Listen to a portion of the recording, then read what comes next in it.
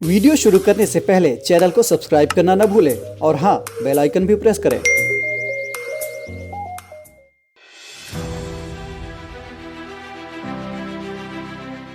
Africa के गांधी, अफ्रीकी राष्ट्रवाद के चैंपियन, अफ्रीका में श्वेत औपनिवेशिक शासन को समाप्त करने वाले अग्रणी नेता और जाम्बिया के पहले राष्ट्रपति केनेथ कोंडा अब हमारे बीच नहीं रहे। नमस्कार, मैं हूं केशरी पांडे और स्वागत है आप सभी का आज के डीएनएस कार्यक्रम में।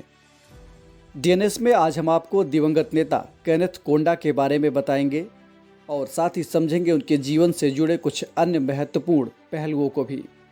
केनेथ कोंडा का जन्म 28 अप्रैल 1924 को तत्कालीन नदन रोडेशिया यानी जाम्बिया और कांगो के बॉर्डर के पास एक मिशन स्टेशन में हुआ था। इनके पिता न्यासालैंड, जो कि मौजूदा मलावी है, में एक स्कूल शिक्षक थे।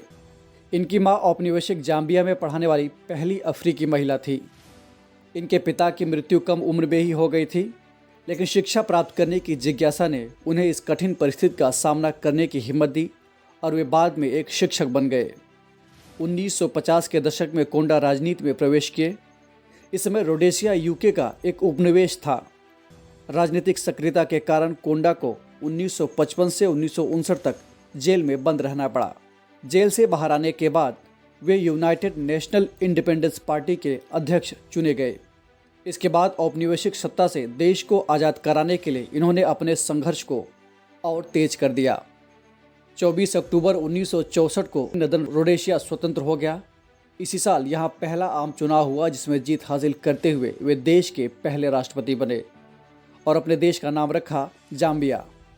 राष्ट्रपति बनते ही कोंडा ने अपने देश में जिस चीज़ पर सबसे ज़्यादा ध्यान दिया वो था शिक्षा व्यवस्था में सुधार। उनका मानना था कि शिक्षा ही मजबूत लोकतंत्र और मानव विकास की पहली सीढ़ी है। कोंडा ने अपने देश के साथ साथ रोडेशिया, जो कि मौजूदा जिम्बाब्वे है, और दक्षिण अफ्रीका की आज़ादी में भी सहयोग किया। लंबे संघर्ष के बाद वे दक्षिण अफ्रीका के नेल्सन मंडेला को जेल से रिहा करवाने और अफ्रीकी नेशनल कांग्रेस को वैध घोषित करवाने में सफल रहे। अहिंसक गतिविधियों के माध्यम से आज़ादी की लड़ाई को आगे बढ़ाने के कारण उन्हें अफ्रीका का गांधी भी कहा जाता है। समय के साथ कोंडा सत्तावादी भी बने और उन्होंने विपक्ष को समाप्त करते हुए 1973 में जाम्बिया को वन पार्टी स्टेट घोषित कर दिया। इसके पीछे उनका तर्क था कि अलगाववाद और बाहरी हमलों से निपटने का यही एक विकल्प सर्वाधिक उपयुक्त है। 1980 के दशक में कोंडा की पकड़ कमज़ोर होने लगी और जनता परिवर्तन की उम्मीद करने लगी। फलस्वरूप 1991 में उन्हें हार का सामना करना पड़ा। केनेथ कोंडा भारत से विशेष लगाव रखते थे और वे 1975 में गणतंत्र दिवस के मुख्य अतिथि के रूप में भारत भी आए थे।